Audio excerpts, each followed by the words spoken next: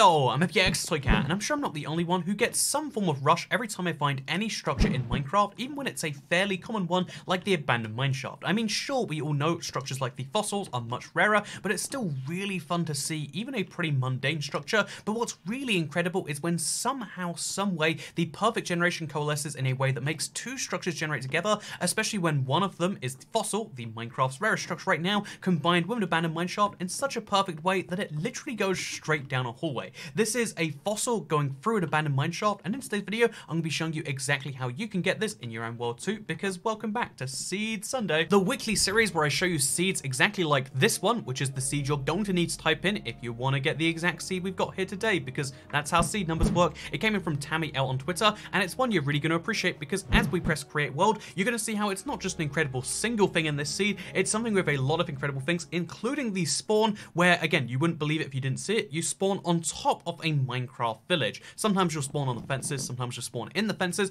but you'll spawn over here on a village, inside of a village, whichever way you want to phrase it, and it's not just any old village because it's a village with both a church and a blacksmith chest as well. This is an incredible combination of things to have at your spawn area because again, it gives you that like head start to the world you really want with a small chance of getting rare loot like diamonds and iron chest plates and all these sorts of things. In this case, Furnace chest on top of whatever else you want to combine right there is really kind of fun, and it's not just any village as well because you might notice how the blacksmith is for some reason wearing green clothing. This is because he's a swamp villager, a type of villager that doesn't naturally generate unless you get a village which happens to generate partially in a swamp, which has happened right here because the village goes slightly over into the swamp. Lots of rare things all happening at once, all happening at the spawn of a, which by the way, here's another one, cartographer as well, all happening at the spawn of a seed where the village, the spawn village, yes, not exact place, but then let me show you the fact that just over here, the exact same blacksmith, which previously gave us free obsidian as well as an iron helmet. I mean, it's a weird combination of stuff.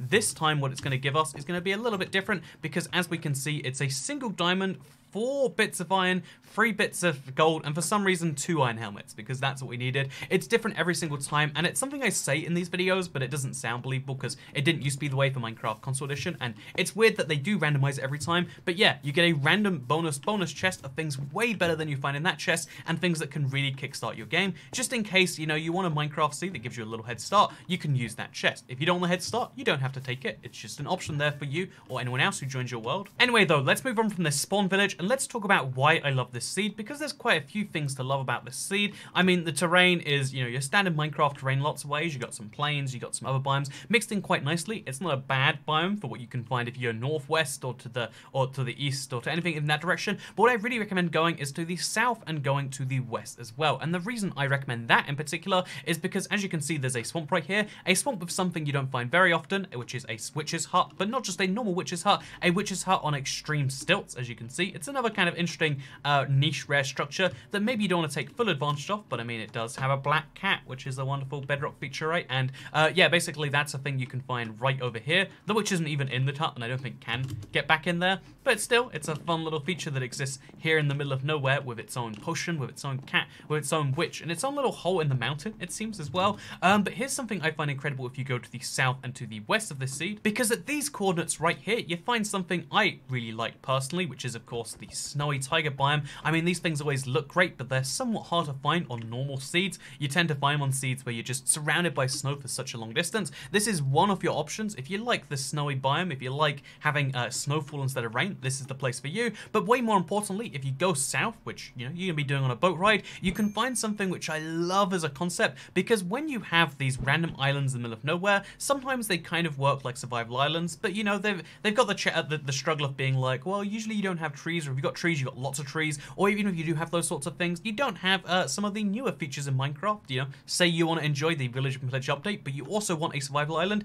Here is a Minecraft island that has 0 naturally generated trees, but it just so perfectly happens to have its center point. There's a lot of these, they can be wells, or they can be trees, but or they can be village stands. It just so happens to have one tree at the center of the village that is part of the village, and then it has villagers surrounding that point. It even has a few weird caves, as you can see around here, even though this one's blocked up by by a house, it seems. Yeah, as I suspected, when you move below the house, you can actually get access to a cave directly. It's a really weird thing where the village houses exist like that, but there are caves deep, directly below these things, which means this is a survival island with a difference because it has a cave system, it has villagers somehow, and it has the precise one tree that you need to have that true survival island feeling, because you've got to recreate that if you really want to. And even better than this, because I think that's nice by itself, it also then has a couple of crop planters to get access to most of the crops, and then also on top of that, it has a few seed things over here, some turtles, everything you really want from a Minecraft survival island to make Minecraft Survival Island 2.0. It's a really nice secondary feature for those of you who want to survive on an island by yourself, or more realistically, you hate civilization, you hate people, you hate mobs, you hate being surrounded by land, you want a specific finite amount of land that you can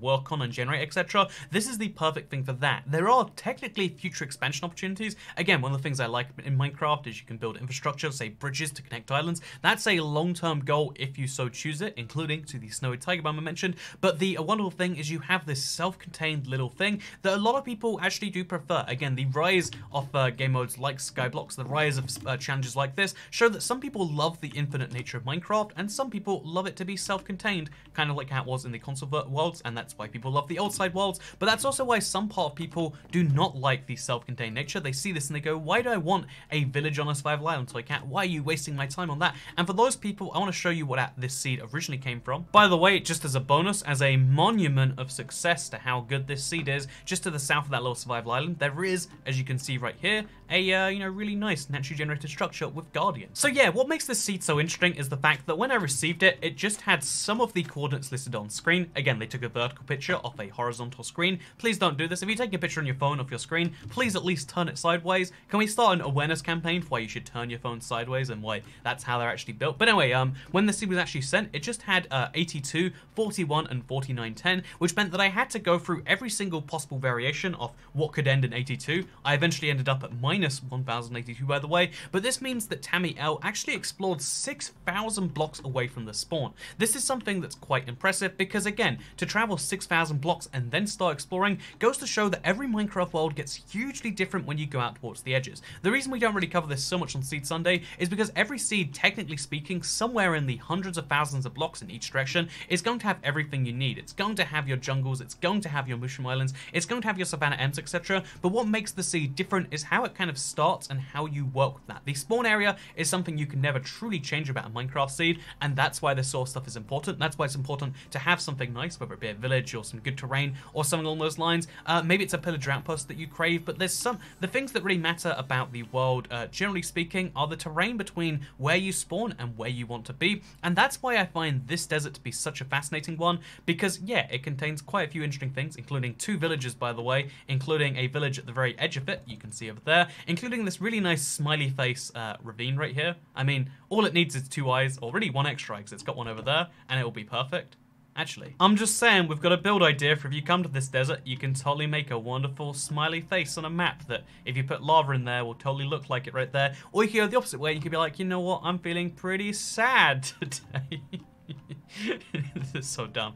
But you know what else is dumb? Rare structures in Minecraft are usually quite a great thing, unless they come in this form, because you know what? The only thing rarer than an abandoned mine shaft with a fossil going through it is one of these guys right here. These desert wells are so rare and so useful because you know what? You're in the middle of a desert. Where are you going to find water? There's not a single other source of water. I mean, there's no ways to find it whatsoever, and it's a really rare niche problem that you have in the desert with not being able to find any water or any sources. So, yeah, having access to it is really, really great to see. Love that there's a desert well on this seed. Really adds to the nature of the desert. I said it was a great desert before. What I was really alluding to is the fact that you find one of these guys in here, or rather, I should say 2 of these guys in there. Make sure you write down these, coordinates in the top left right here. This is the most important thing on this seed, and you better believe that you need to take note of it. I mean, a part of me, feels bad for roasting the desert well. Another part of me says, you know what? Why is it sucked for so many updates in a row? Who is this for? Who thought this was a good idea, damn it? But yeah, things that you actually might want to write down your coordinates for, because I'd admit that's a thing that you kind of might like. There is a bamboo forest found in the forest right here.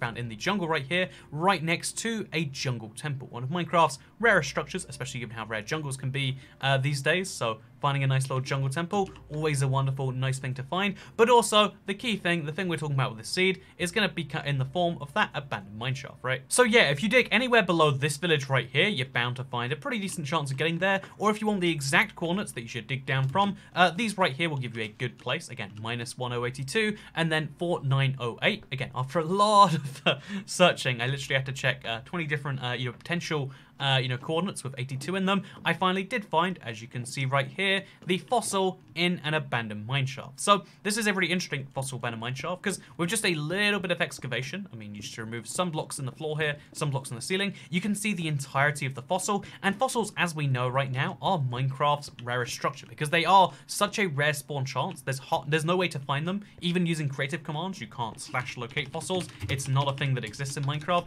So yeah, the fact that there is no such command to locate them, the fact that they only spawn in 2 biomes and they're really rare in those biomes means it's really rare to find one of these guys. But you know what's rare? Finding it in an abandoned mineshaft like this. The chances that this happen are so rare to even probably think about, and that's what I find amazing about Minecraft. That's why something I want to talk about in the not too distant future is just the fact that there are so many Minecrafters searching so many Minecraft seeds that things that should be impossible, things that would never be possible if you're playing the game by yourself, can be found because of the great community of people who are playing and finding the super niche things. Even when we do seed searching for Seed Sunday, we're checking the spawn area and the rough coordinates around it. It's impossible for us to find things like this unless they are incredibly obvious. So this is a type of rare that probably exists somewhere in every 100th seed, but no one knows exactly where. No one knows how to look 6,000 blocks away from the spawn to find it, and that's why I find it to be quite a unique thing when people like Tamiel, do share these sorts of things with the world, because yeah, there are so many unique Minecraft things out there. Some of them aren't as interesting to people as others. Again,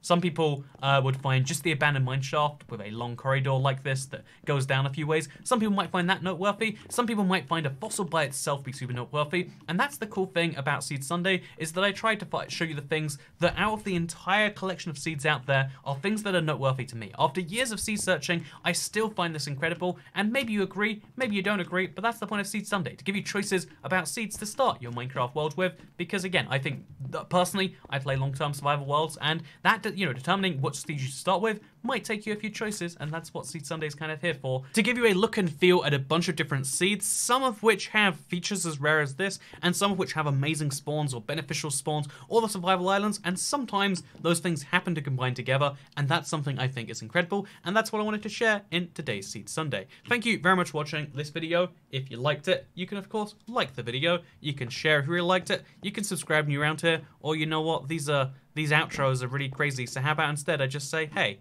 you know what? If you want to check out some live streams or you want to check out some Seed Sundays, consider subscribing with notifications turned on, because that is how we basically survive here on this channel, is people being able to see the videos even when YouTube doesn't recommend them. But anyway, with that said, thank you for watching, because I'll see you all next time. Goodbye.